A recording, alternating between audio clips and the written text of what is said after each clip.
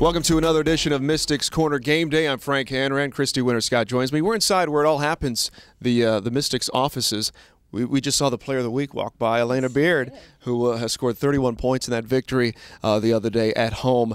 Impressive victory for them against a very good Chicago Sky Ball Club. Absolutely, Frank. I tell you what, when Elena Beard stepped on the floor that day, you just knew that she was ready to go. And Player of the Week, you mentioned 25.5 points, 3 steals in that win against Chicago, and the loss, unfortunately, at Atlanta by 20. She had 20 points in that game. So Elena Beard just played magnificently, and she's a 3-time All-Star, 3-time Defensive Player of the Year. So you know she's going to lead this team in her 6th season. What I loved was the way they played Sylvia Fowles late. Chastity Melvin really pinned her down and didn't let her do anything. She did, and the best way to deny her the ball is to front her and to hope that the help side was there, and the help side was there for the Mystics. I thought Chastity Melvin did a fantastic job getting around, staying loose on Sylvia Fowles. You cannot allow her to get contact on you because she's just lethal around the bucket. So the Mystics beat Chicago, now 4-1, and afterwards we caught up with the player of the game, Elena Beard. You guys just bounced back from a big loss from last night at Atlanta. How were you guys were able to regroup and refocus into going in today's game?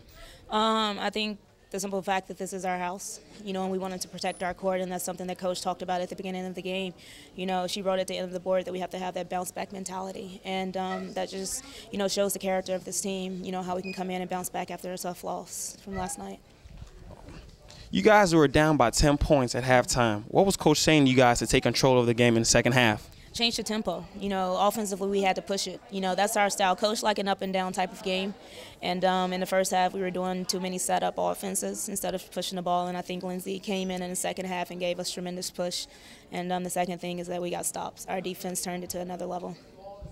It's Elena Beard's thoughts after the big victory over Chicago, and the Mystics are now 4-1. And doing the games, a lot of folks come up to me on the street and say, "Is this team for real?" And I'm not going to answer that. I'm going to let Christy answer that. What do you think? I mean, is this a legitimate contender right now? Absolutely. From top to bottom, with the league cutting the roster spots down to 11, this team is legitimate from top to bottom. They had 9 healthy players against Chicago and came out and just played tremendous basketball. Kristen Mann was out with an illness, and, of course, Marissa Coleman is still out with that high ankle sprain. So if they can have that chemistry and that toughness in a game like that to come back and win at home the way that they did, I would say this team is definitely for real. We talked about Crystal Langhorne and her development from year 1 to year 2, Christy. And again, she continues to impress. I mean, per minute, she's probably the most productive Mystic. Absolutely. Coach Plank calls her a perfect 10. She gives her everything that she can, and she knows what to expect from Crystal day in and day out. And with that being said, she's averaging 11 points and 6 rebounds this season, which is fantastic and a huge improvement from last year when her numbers were not like that. And her minutes weren't like that either. But, now she's had the opportunity to play overseas and get that experience and play well here for the Mystics this year because of it. Saturday was Dads and Daughters Day, and you spotted him first. Usually I'm pretty good at spotting all the celebs in the crowd, but yeah, Chrissy spotted Caron Butler of the Washington Wizards, who not just comes out once or twice, he comes out a lot. He's a big Mystic supporter, and we caught up with Caron Saturday. At the Chicago Sky game with Caron Butler. All right, Caron, you're a regular at these games, at the Mystics games. What makes you keep coming back? Well, like I said, I'm a real close friend of Elena Beard, and, I always get a chance to come out here and support her whenever I can. I'm definitely going to come out and support the Mystics. All right, the Mystics are on a hot 3-1 start. How do you see the team progress in the season? I think they got a chance of winning the whole thing. It's all about rhythm, and I think they got great team continuity, and they're just playing great basketball right now. It's Caron Butler of the Wizards. They got a big week coming up as well with the draft, but we'll see how they do. And also, coming up here on Mystics Corner Game Day, it's been 37 years since Title IX was introduced. And we had a chance to catch up with the Secretary of Education at the Mystics game against Chicago, and we'll do that next year on Mystics Corner Game Day. Natural gas is a cleaner burning fuel, yet a lot of natural gas has impurities like CO2 in it. Controlled freeze zone is a new technology being developed by ExxonMobil to remove the CO2 from the natural gas so we can safely store it where it won't get into the atmosphere. ExxonMobil is spending more than $100 million to build a plant that will demonstrate this process. I'm very optimistic about it because this technology could be used to reduce greenhouse gas emissions significantly. Hey Mystics fans, I'm Jen Daniels, and today we are privileged to have a very special guest, the United States Secretary of Education, Mr. Arne Duncan. Secretary Duncan, thank you very much for joining us at Mystics Corner. Thanks so much for having me. We had a great time tonight. Great. And as we mentioned, today is the Fathers and Daughters Day, with Father's Day being tomorrow. With that being said, the 37th anniversary of the Title IX Amendment is quickly approaching, and we were wondering, do you feel that we as a country are where we need to be in regards to the gender equality, and if not, how can we use Title IX to continue to improve upon that?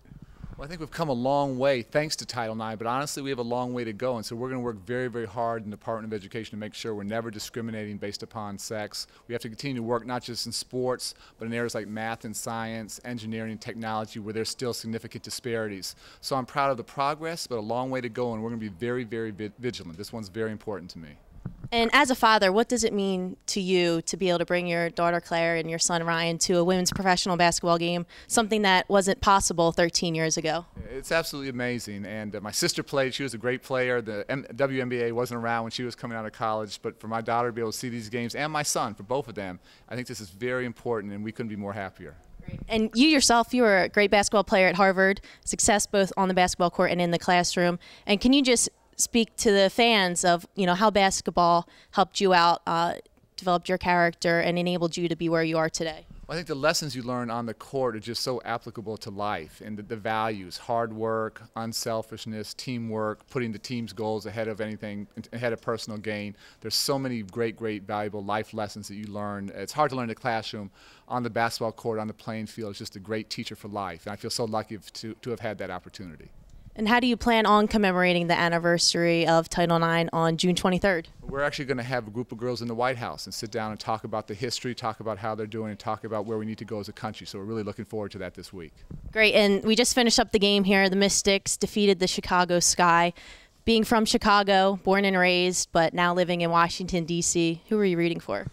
In all honesty, you guys broke my children's heart. But it's a great game. They're diehard Sky fans, but Mystics are fun to watch. Elena Beard is just phenomenal. I haven't seen her play before, and we want to come back. It was a great, great night. Great. Well, thank you, Secretary, and again, hopefully we see you out here soon, and thanks for taking the time to speak with us, and happy early Father's Day. All right, the Mystics are back home Thursday night against the Phoenix Mercury, a team which has had a little bit of controversy this week, Christy, with an event that took place. But the Mercury, regardless of what's going on off the court, on the court, they can fill it up. Well, Coach Gaines had a little temper tantrum, if you will, against Sacramento, their first home loss of the season. But Phoenix sitting at 5-2, and you know they're playing great basketball, averaging a league high 92 points per game. So high-powered offensive team coming in here on Thursday. I mean, Diana Taurasi has one of the quickest releases I've ever seen, man or woman. Cappie Pondexter is an Olympian, can fill it up. But they got some younger players too that are also contributing. They do. DeWanna Bonner is averaging just under 13 points a game and 6 rebounds to lead all rookies in scoring. So when you have a player like that that's contributing right away as a rookie, that's just an icing on the cake for the Phoenix Mercury. But you have Taurasi with 22 points and Pondexter, you mentioned, with 19 points a game. So high-powered offensive team. Mystics did a great job against Chicago, limiting their key players. I mean, Sylvia Fowles was triple teamed. Their defense, Mystics, we haven't talked about their defense a lot this show, but let's talk about it now because that was certainly a big key in that victory over Chicago. Well, the Mystics average 10 steals a game, and they outsteal their opponents by 4, which leads the WNBA. So it's a team effort on defense for the Mystics. They're there to help the helper. They know that about one another. They trust each other on defense, and that's what it takes. So with that being said, with Phoenix, they're going to have to out-rebound Phoenix because Phoenix likes to run the ball. So in order to stop that run, because Taurasi has that quick release, as you were talking about, she'll run the floor, and they'll find her and stop and pop before you have a chance to turn around. So defense and rebounding, definitely 2 huge keys going into the Phoenix game. 7 o'clock Thursday night, Mystics hosting the Phoenix Mercury. Love to see you out there because Saturday was a great home crowd. I love the energy that the crowd brought on Saturday against the Sky. A player that brings energy off the bench is Mattia Ajavon. She struggled in the first half against Chicago, but really brought it in the second half. And as we leave you here on Mystics Corner Game Day, we're going to take a quick look at a day in the life with Mattia Ajavon. For Christian Winter-Scott and Frank Hanran, thanks so much for joining us. We'll see you Thursday night as the Mystics take on Phoenix.